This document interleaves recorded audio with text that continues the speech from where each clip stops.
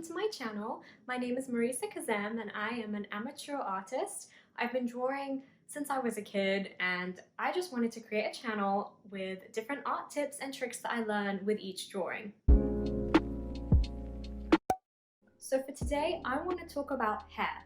Now, I am not very good at drawing hair. Like I said, I'm an amateur, I'm still learning, but I was working on this drawing yesterday and there was something I learnt while doing this section right here. I don't know if you can see, but it's darker than the rest, and obviously I need to finish what I was doing. But I wanted to stop and just show what exactly I've done, what supplies I'm using, and how I achieved this look. This first layer up here, I did with two pencils. I used the Faber-Castell Polychromo black pencil, and I used the Caran d'Ache Luminance black pencil.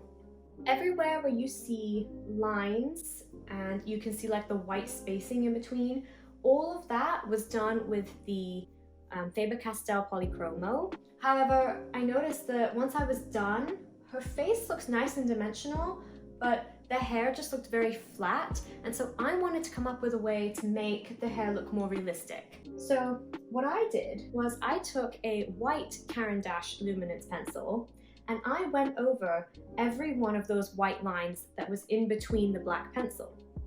By doing this, I noticed that the white part of the hair like stood out more.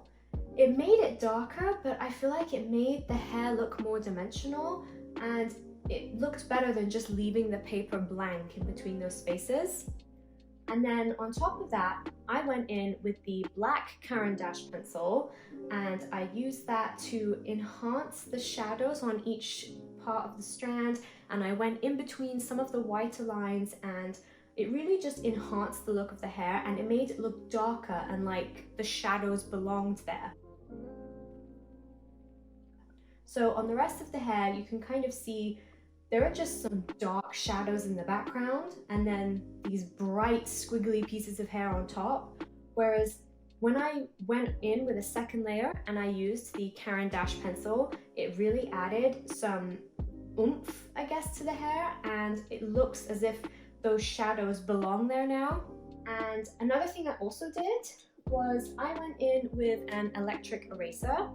This one is the brand says Afmat. I got it off Amazon, I'll link it below. It's a really good eraser, and I used this to just brighten up some of the lines that I did in the white pencil. Some of them ended up being too dark, so I erased it to create more white lines, and then I went over again with the white pencil just to make them stand out more, and I really like how that looked.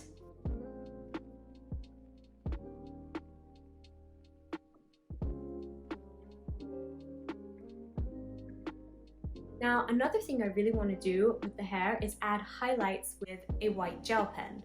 I need to go in and just add some white highlights to some of that hair to really make it look shiny. In the reference photo that I used, her hair really had a lot of shine and I want to try and capture that.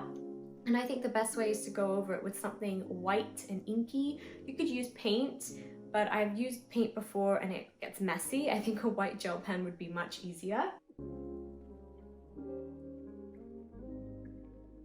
If you made it to the end of this video, thank you so much for watching. Let me know in the comments if there's anything you've learned about drawing or drawing hair in general, just any tips and tricks you've learned. I would love to hear what other people are up to. I am so excited to share more artwork videos and more tips and tricks that I learn along the way. So if you want to see that kind of content, please like this video and subscribe, and I hope to see you in the next one. Bye!